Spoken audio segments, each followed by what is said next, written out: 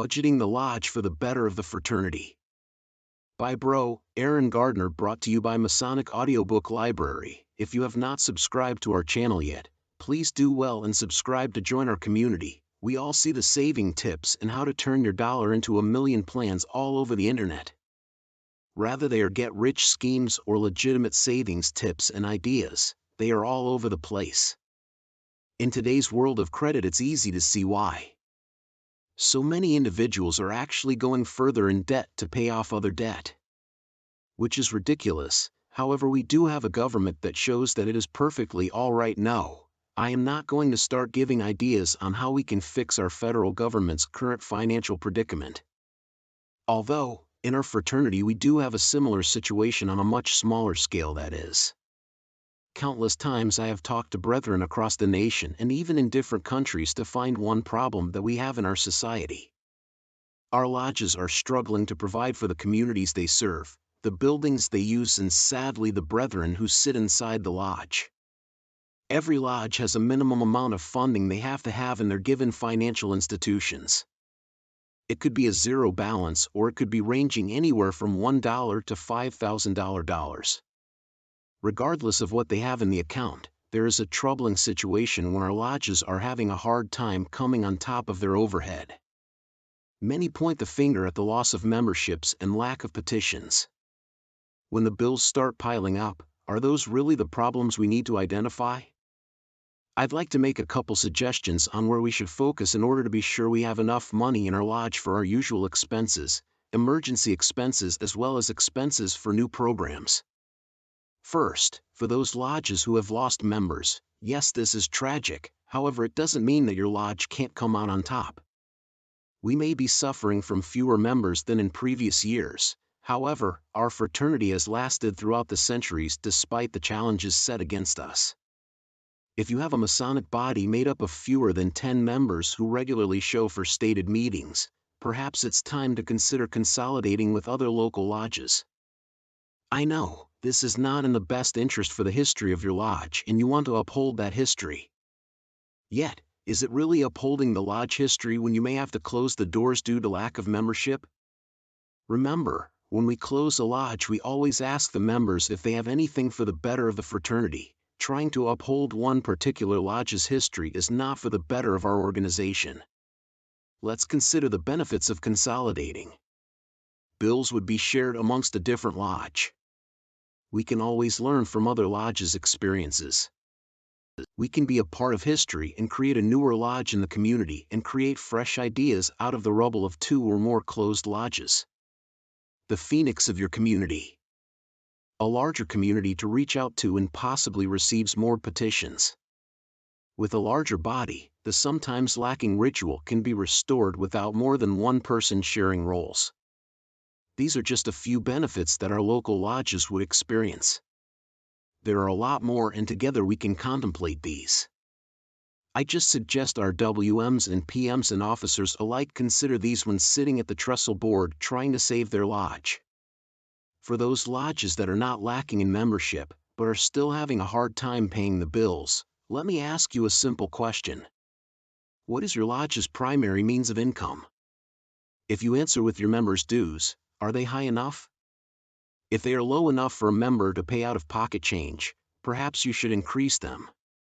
I have talked to brethren across the country about their dues, and they all seem to agree about a month's worth of pay should be average for the year.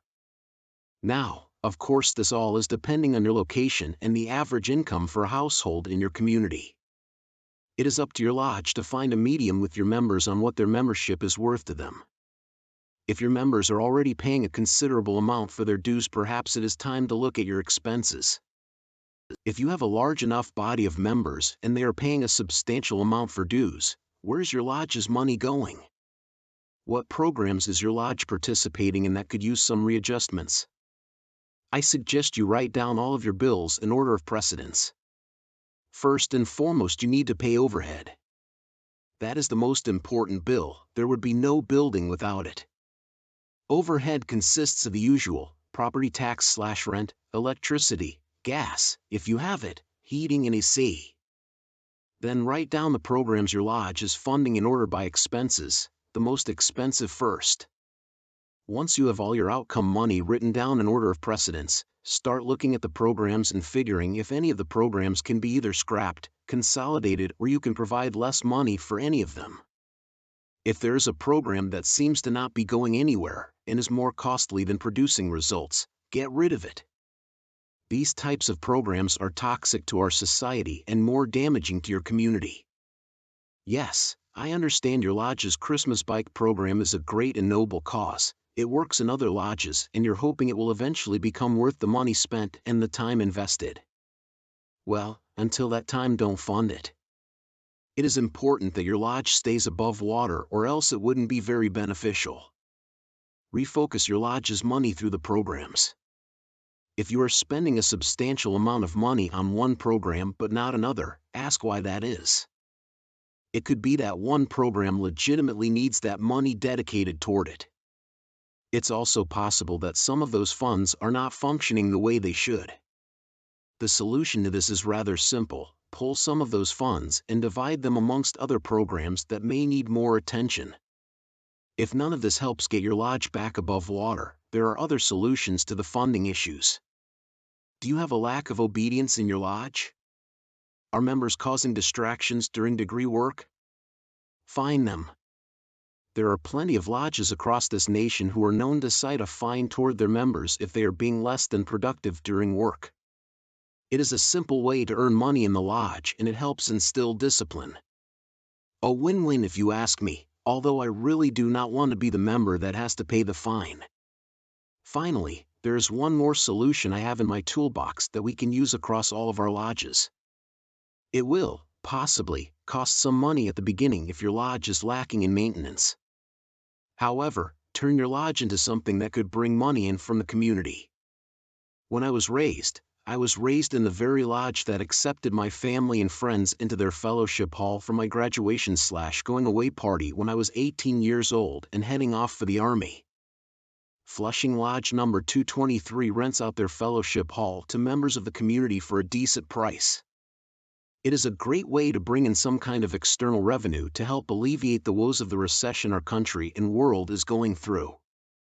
Not to mention bring in potential petitions. Once you get your lodge up to standard and make it more of a sellable product, you can become more visible in your community. I will not take any thunder away from fellow Midnight Freemason contributor W.B. Greg Knott.